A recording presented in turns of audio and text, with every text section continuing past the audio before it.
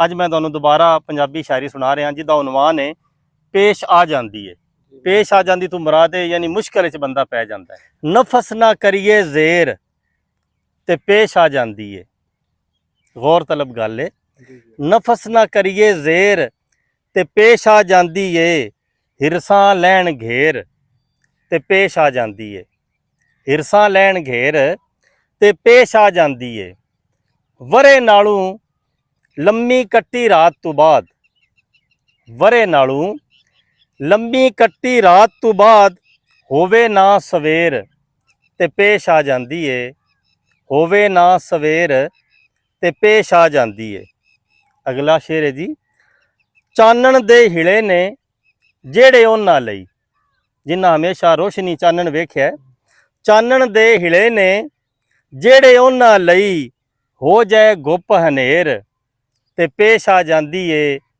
हो जाए गुप हनेर ते पेश आ जाती है। वो आंदे ने कि डुलिया बेरां दा कुछ नहीं गया। उस मजमून नूं मैं इस शेर दे विच बयान कीता है कि एक बारी तो डुल जाण दा कुछ नहीं जाता, लेकिन एक बारी दे डुलियां दा कुछ जाता नहीं। एक बारी दे डुलियां दा कुछ जाता नहीं।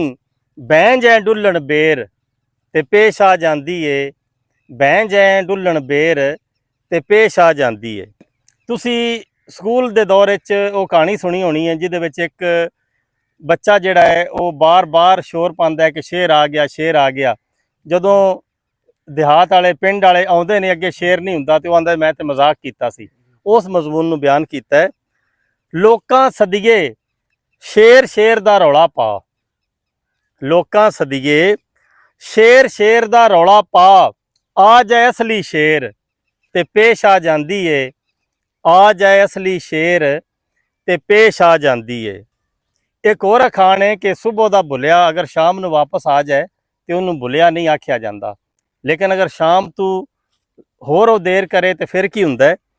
घर आ जाइए शामां नूं ते भुले नहीं, घर आ जाइए शामां नूं ते भुले नहीं, करिए बहुती देर ते पेश आ जाती है। करिए बहुती देर ते पेश आ जाती है। शेर नूं सवा शेर एक अखान है। उस अखान नूं अपने शेर दे विच मैं बयान कीता है। पा छिटाक दी खैर पर जे टक्कर जाए, पा छिटाक दी खैर पर जे टक्कर जाए, शेर नूं सवा शेर ते पेश आ जाती है। शेर नूं सवा शेर ते पेश आ जाती है। आख्या जाता है कि तलवार का जख्म घुल जाता है, लेकिन जबान का फट जिहड़ा है वो नहीं घुलता।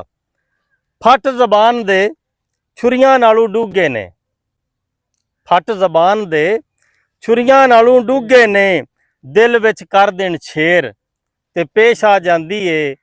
दिल विच कर देन छेर ते पेश आ जाती है। मकता है जी।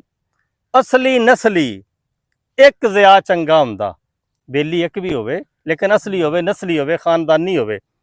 असली नस्ली एक जिया चंगा हुंदा, यार बनाइए ढेर ते पेश आ जाती है।